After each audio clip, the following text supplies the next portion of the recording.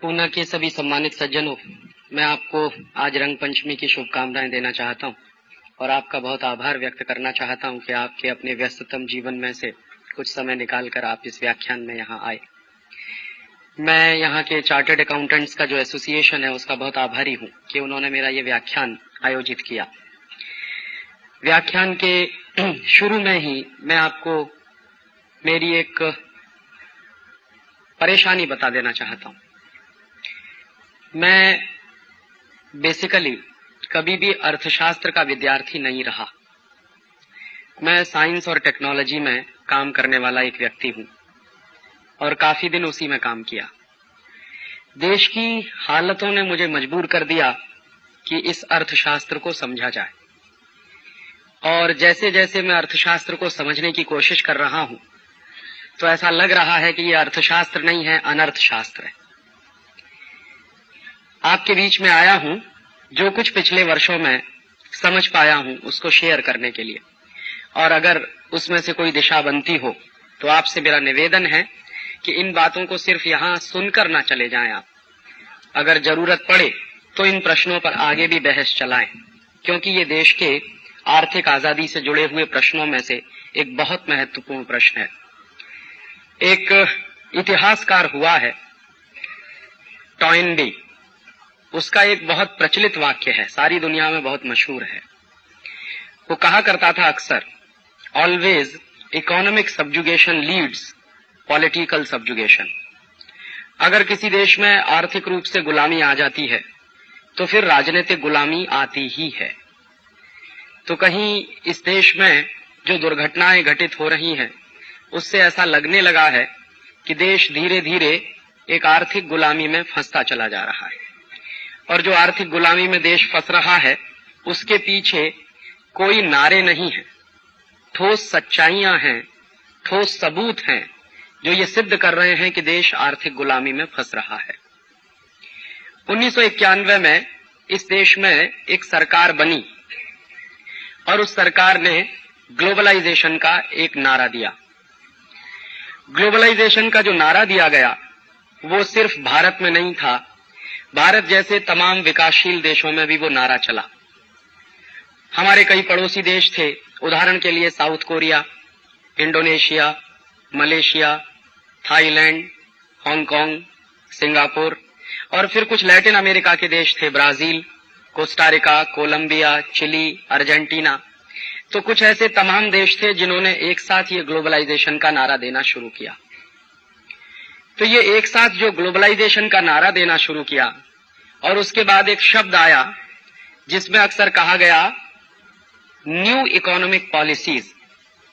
तो हमारे देश में न्यू इकोनॉमिक पॉलिसीज और ग्लोबलाइजेशन ये दो ऐसे शब्द बन गए जिनको मंत्रों की तरह से जाप किया जाने लगा। जिस समय में ये ग्लोबलाइजेशन और लिबरलाइजेशन शुरू हुआ था उस दिन से आज तक मैं और मेरे कई साथी इस पूरी प्रक्रिया को बहुत बारीकी से समझने की कोशिश कर रहे थे, और हम ये समझना चाहते थे कि ये ग्लोबलाइजेशन है या कुछ और भी है इसके साथ। तो जब ये ग्लोबलाइजेशन शुरू हुआ तो इसके साथ बहुत सारे वायदे थे, बड़ी बड़ी बातें थी। जो सबसे महत्वपूर्ण बात थी वो ये थी, आप शायद समझते होंगे उसको या आपको याद भी होगी, कि 1990-1991 में हमारे देश की अर्थव्यवस्था में थोड़ी सी मंदी आ गई थी, कुछ रुकावट आ गई थी। तो उस मंदी और रुकावट को दूर करना है तो सिवाय ग्लोबलाइजेशन और लिबरलाइजेशन के इस देश के पास कोई रास्ता नहीं है, ऐसी बात पूरे देश में कही गई थी। और मुझे बराबर याद है कि हमारे देश के मूर्धन्य अर्थशास्त्रियों ने भी ये कहना शुरू कर दिया था कि चूंकि देश के पास विदेशी मुद्रा का भंडार बहुत कम हो गया है और हमारे पास मुश्किल से 3 सप्ताह का इंपोर्ट बिल चुकाने के बराबर मुद्रा है, तो हमको तो कुछ करना ही पड़ेगा। तो हमारे पास बैलेंस ऑफ पेमेंट की क्राइसिस हो गई थी। तो उस बैलेंस ऑफ पेमेंट की क्राइसिस को दूर करने के लिए हमारी सरकार ने आईएमएफ और वर्ल्ड बैंक के पास अप्रोच किया था लोन के लिए, पैसा लेने के लिए, कर्ज लेने के लिए। तो 1991 में जब आईएमएफ और वर्ल्ड बैंक के पास भारत की सरकार का पत्र गया कि भारत को तुरंत कर्जा चाहिए आईएमएफ और वर्ल्ड बैंक से, तो आईएमएफ और वर्ल्ड बैंक की जैसी की आदत है, उन्होंने सबसे पहले ये कहना शुरू कर दिया कि आपको हम कर्जा तो देंगे, लेकिन उसके साथ हमारी कुछ कंडीशनैलिटीज होंगी। तो आईएमएफ की तरफ से, वर्ल्ड बैंक की तरफ से भारत सरकार को कुछ कंडीशनैलिटीज पेश किए गए कि आप अगर इन शर्तों को पूरा करें तो हम आपको कर्ज देने को तैयार हैं। तो वो शर्तें क्या थी? सबसे पहली शर्त है आईएमएफ और वर्ल्ड बैंक की, जब भी कोई देश उनके पास कठिन परिस्थिति में जाता है तो उनका एक रटा रटाया प्रेस्क्रिप्शन है कि सबसे पहले किसी भी देश को वो ये कहते हैं कि आप अपनी करेंसी का डिवैल्यूएशन करिए तो हम आपको लोन दे देंगे। और इस बात को पेश करने का तरीका अलग है। वो ये कहते हैं कि आप अपनी करेंसी का डिवैल्यूएशन इसलिए करिए ताकि आपका एक्सपोर्ट ज्यादा हो जाए, और चूंकि आपका एक्सपोर्ट ज्यादा होगा तो आप ज्यादा डॉलर्स कमा सकेंगे, और जब आप ज्यादा डॉलर्स कमा सकेंगे तभी आप हमारे लिए हुए कर्ज को वापस कर सकेंगे।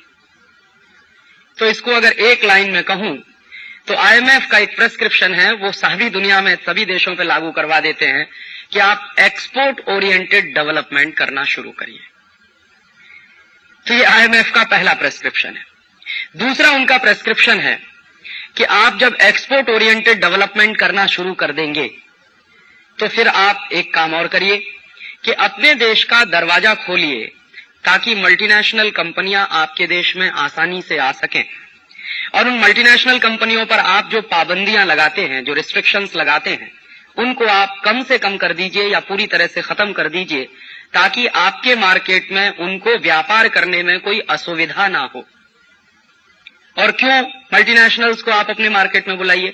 कि आप अगर मल्टीनेशनल्स को बुलाएंगे अपने मार्केट में तो उनके साथ हाई टेक आएगा, टेक्नोलॉजी बहुत आएगी, और जब टेक्नोलॉजी बहुत आएगी तो आपके यहाँ क्वालिटी का माल बनना शुरू हो जाएगा, और जब आपके यहाँ क्वालिटी का माल बनना शुरू हो जाएगा तो ज्यादा से ज्यादा आप एक्सपोर्ट कर सकेंगे। तो मल्टीनेशनल्स भी आके आपके एक्सपोर्ट में प्रमोशन करेंगे और आपके निर्यात को बढ़ाएंगे।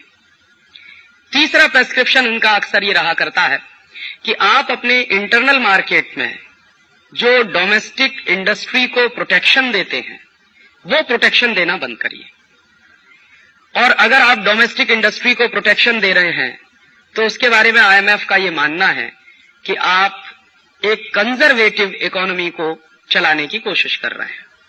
तो आप डोमेस्टिक इंडस्ट्रीज को प्रोटेक्शन मत दीजिए, मल्टीनेशनल्स को खुली छूट दे दीजिए, उनको पूंजी लाने की भी खुली छूट दे दीजिए और पूंजी ले जाने की भी खुली छूट दे दीजिए। उनके ऊपर किसी तरह की पाबंदी नहीं होनी चाहिए, और आप सब के सब फ्री ट्रेड के लिए अपने आप को तैयार कर लीजिए। फिर इसके बाद कुछ और बातें भी बताई जाती हैं। जैसे एक बात ये बताई जाती है कि भारत की इकोनॉमी कॉम्पिटिटिव नहीं है, तो जब तक आप अपना दरवाजा नहीं खोलेंगे तो आपकी इकोनॉमी में कंपटीशन नहीं आएगा, और आपकी इकोनॉमी में कंपटीशन नहीं आएगा तो आपके देश के कंज्यूमर्स को उसका बहुत नुकसान होगा। तो आपकी इकोनॉमी में कंपटीशन आना चाहिए, कंज्यूमर्स को उसका फायदा होना चाहिए। इसके लिए बहुत जरूरी है कि बड़े मल्टीनेशनल्स को भारत में या अपने बाजार में आप आने की खुली छूट दीजिए। और ऐसे ऐसे करके कुछ शर्तें वो बताते चले जाते हैं, और दुनिया के बहुत सारे देश हैं जो उनको लागू करते चले जाते हैं। एक बात आपको और बता दूं कि आईएमएफ और वर्ल्ड बैंक की जो कंडीशनैलिटीज होती हैं वो सिर्फ दुनिया के गरीब या तीसरी दुनिया के देशों पर ही लागू होती है। जानकारी ये मैं आपको दे दूं कि अमेरिका और यूरोप के देश भी आईएमएफ से कर्ज लेते हैं, और अमेरिका और यूरोप के देश भी आईएमएफ और वर्ल्ड बैंक से जब कर्ज लेते हैं तो जो कंडीशनैलिटीज आईएमएफ वाले हमारे ऊपर लगाते हैं वो कभी अमेरिका के ऊपर नहीं लगाई जाती, क्योंकि वो हमेशा से ये मान के चलते हैं कि अमेरिकन इकोनॉमी तो पहले से ही ग्लोबलाइज्ड है। हालांकि ये सबसे बड़ा झूठ है कि अमेरिकन इकोनॉमी ग्लोबलाइज्ड है। दूसरा उनका ये मानना है कि अमेरिकन इकोनॉमी में बहुत कंपटीशन है। ये उससे भी बड़ा झूठ है कि अमेरिकन इकोनॉमी में बहुत कंपटीशन है। तीसरी बात कि अमेरिकन इकोनॉमी पूरी तरह से फ्री इकोनॉमी है, ये दुनिया का सबसे बड़ा झूठ है कि अमेरिकन इकोनॉमी फ्री इकोनॉमी है। और फिर उसके बाद यूरोप के बारे में भी कुछ इसी तरह की बातें होती हैं। तो मेरे मन में अक्सर ये प्रश्न उठता रहा है कि जब वर्ल्ड बैंक और आईएमएफ से अमेरिका भी कर्ज लेता है, यूरोप के देश भी कर्ज लेते हैं, तो उनके ऊपर कंडीशनैलिटीज नहीं लगाई जाती, और हमारे जैसे देश जब उनसे कर्ज लेने के लिए जाते हैं तो उनके ऊपर तत्काल कंडीशनैलिटीज लागू कर दी जाती है। तो एक बार मन में आया कि ये वर्ल्ड बैंक और आईएमएफ की व्यवस्था जो चलती है इसके बारे में समझना चाहिए कि ऐसी कौन सी खास बात है कि वो यूरोप और अमेरिकन ब्लॉक पर कभी कोई कंडीशन नहीं लगाते, अमेरिकन और यूरोपियन ब्लॉक के लिए कभी भी वो शर्तें नहीं लगाते जो दूसरी दुनिया के, तीसरी दुनिया के देशों पर वो लगाते हैं। तो उसका इतिहास बिल्कुल स्पष्ट ये बताता है कि ये बना कैसे वर्ल्ड बैंक और IMF. Actually second world war में यूरोप और अमेरिकन इकोनॉमी तबाह हो गई थी। यूरोप को ज्यादा नुकसान हुआ था, अमेरिका को कुछ कम नुकसान हुआ था। तो यूरोप और अमेरिका की इकोनॉमी जब सेकेंड वर्ल्ड वॉर में पूरी तरह से तबाह हुई तो उस इकोनॉमी को फिर से खड़ा करने के लिए दो इंस्टीट्यूट का जन्म हुआ वर्ल्ड बैंक और आईएमएफ के नाम पे। ब्रेटन वुड नाम की एक जगह है अमेरिका में, एक गांव जैसा है, अभी थोड़ा बड़ा शहर हो गया है। वहां पर एक एग्रीमेंट हुआ था जिसमें 44 देशों के प्रधानमंत्री और राष्ट्रपति शामिल हुए थे। उन लोगों ने एक एग्रीमेंट किया था जिसका नाम है ब्रेटन वुड्स एग्रीमेंट। तो उस ब्रेटन वुड्स एग्रीमेंट के आधार पर आईएमएफ और वर्ल्ड बैंक का जन्म हुआ सेकेंड वर्ल्ड वॉर के बाद। तो जब से ये आईएमएफ और वर्ल्ड बैंक का जन्म हुआ है तब से वहां एक पॉलिसी चलती है। पॉलिसी ये चलती है कि आईएमएफ और वर्ल्ड बैंक में जो मेंबर कंट्रीज हैं वहां बिल्कुल डेमोक्रेसी नहीं है। वन मेंबर वन वोट कभी नहीं होता आईएमएफ में और ना वर्ल्ड बैंक में होता है। वहां अमेरिका के पास सबसे ज्यादा वोट्स हैं और अमेरिका का जो वोटिंग शेयर है आईएमएफ में और वर्ल्ड बैंक में भी वो करीब 20% है। माने अमेरिका अगर एक वोट डालता है तो उसकी जो कीमत है, अगर कुल वोट की कीमत 100 रुपया मानी जाए तो अमेरिका के वोट की कीमत 20 रुपए के बराबर होती है। बाकी 80 रुपए की कीमत में सारी दुनिया के देश हैं और उन देशों की संख्या लगभग 117 है। तो आईएमएफ और वर्ल्ड बैंक में कभी भी डेमोक्रेसी आया नहीं पाई है और आने वाली भी नहीं है, क्योंकि वो हमेशा से स्ट्रक्चर वैसा ही बनाकर रखना चाहते हैं। तो ये जो वर्ल्ड बैंक बना था वो इस बात के लिए बना था कि दुनिया के तमाम देशों को युद्ध के बाद, सेकेंड वर्ल्ड वॉर के बाद बहुत शॉर्ट टर्म के लोन की जरूरत पड़े, तात्कालिक कोई पेमेंट की जरूरत पड़े, बैलेंस ऑफ पेमेंट की क्राइसिस हो जाए तो आईएमएफ उसके लिए कर्ज बांटेगा और किसी देश को अपने इंफ्रास्ट्रक्चर के डेवलपमेंट के लिए लोन की जरूरत पड़े तो वर्ल्ड बैंक उसको बांटेगा। तो इस तरह से ये बंटवारा हुआ था। लेकिन इसमें एक बहुत महत्वपूर्ण बात है जो मुझे इन दोनों संस्थाओं के अध्ययन करने के बाद पता चली, जो सामान्य लोगों को मालूम नहीं होती। आईएमएफ और वर्ल्ड बैंक ट्विन इंस्टीट्यूट्स हैं, जुड़वा कह सकते हैं एक दूसरे का। और इसमें होता क्या है कि अगर कोई देश वर्ल्ड बैंक से कर्जा लेने के लिए जाए तो वर्ल्ड बैंक की तरफ से यह कहा जाता है कि आप आईएमएफ की कंडीशनैलिटीज को पूरा करिए। और इसी तरह से कोई देश अगर आईएमएफ के पास कर्ज लेने के लिए जाए तो वो कहते हैं कि आप वर्ल्ड बैंक की कंडीशनैलिटीज को पूरा करिए। माने क्रॉस कंडीशनैलिटीज का सिस्टम चलता है इन दोनों में। और उसमें होता क्या है, परोक्ष रूप से वो दोनों अपनी कंडीशनैलिटीज लागू करवा देते हैं इन गरीब देशों के ऊपर।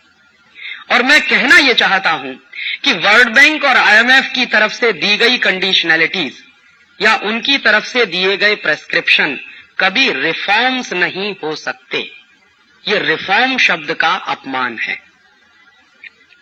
ये वर्ल्ड बैंक और आईएमएफ बने ही हैं अमेरिकन और यूरोपियन ब्लॉक की हेजेमनी को बनाए रखने के लिए। हमारे यहां क्या गलती हुई पिछले 7 वर्षों में?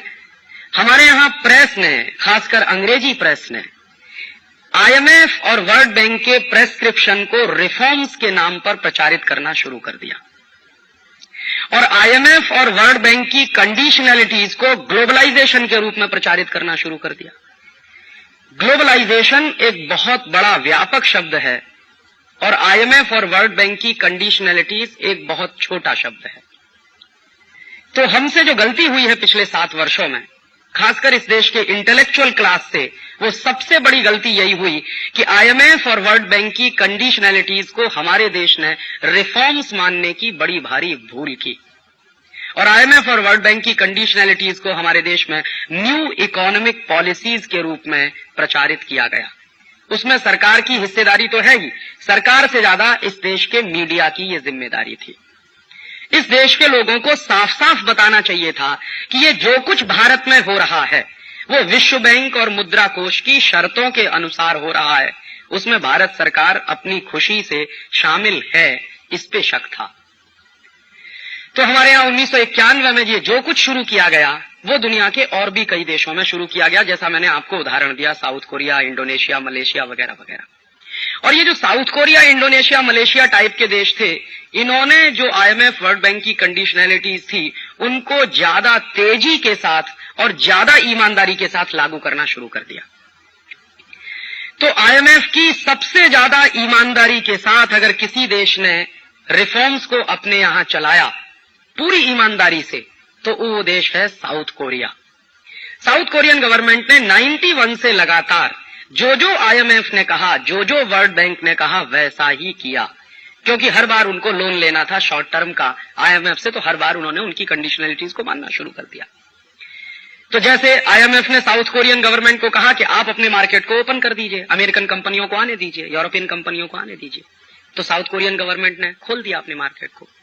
दूसरी बात साउथ कोरियन गवर्नमेंट से कही IMF के ऑफिसर्स ने कि आपके देश का जो पब्लिक सेक्टर है, माने साउथ कोरियन पब्लिक सेक्टर जो है, इसको भी खुला छोड़ दीजिए और आप इनका प्राइवेटाइजेशन शुरू कर दीजिए, क्योंकि इस पब्लिक सेक्टर को खामखां बोझे की तरह से ढोते रहेंगे आप अपने छाती पर, तो ये आपके लिए नुकसान देगा। तो साउथ कोरियन गवर्नमेंट ने वो भी कर दिया।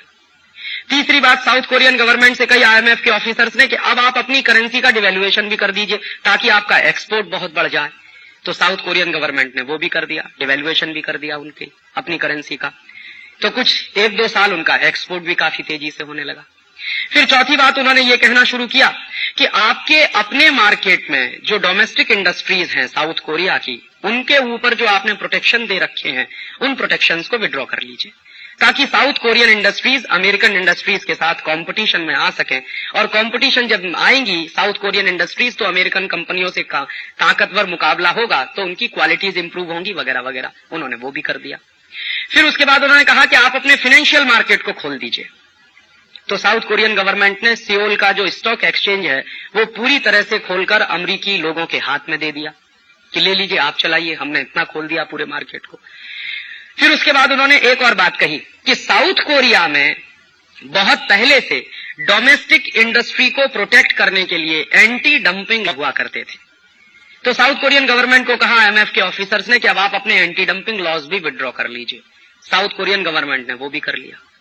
और उसके बाद फिर उन्होंने कहा कि अब आप ऐसा करिए कि आप अपने देश की इकोनॉमी को अमेरिकन इकोनॉमी के साथ पूरी तरह से जोड़ने के लिए, माने आप अमेरिका के साथ पूरी तरह से घुल मिलकर अब ग्लोबलाइज्ड हो जाइए, माने हमारे साथ शामिल हो जाइए वर्ल्ड मार्केट में, और उसके लिए हम जैसे जैसे कहें वैसे वैसे चलते जाइए। बेचारी साउथ कोरिया की सरकार उस रास्ते पे भी चलने लगी।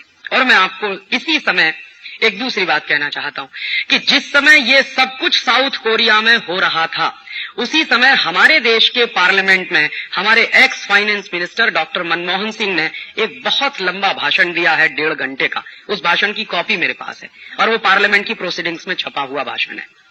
तो डॉक्टर मनमोहन सिंह पार्लियामेंट में कह रहे हैं, भारतीय संसद को संबोधित करते हुए कह रहे हैं कि हमको रिफॉर्म से डरने की कोई जरूरत नहीं है।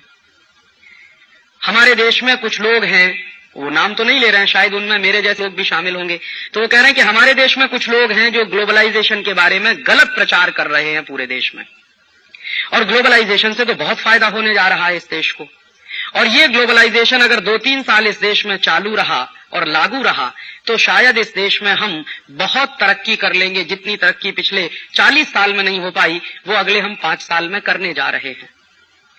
और उसी के साथ उन्होंने अपने भाषण में नाम लेकर साउथ कोरिया का जिक्र किया है और करीब 20 मिनट वो साउथ कोरियन इकोनॉमी पर बोले हैं डॉक्टर मनमोहन सिंह।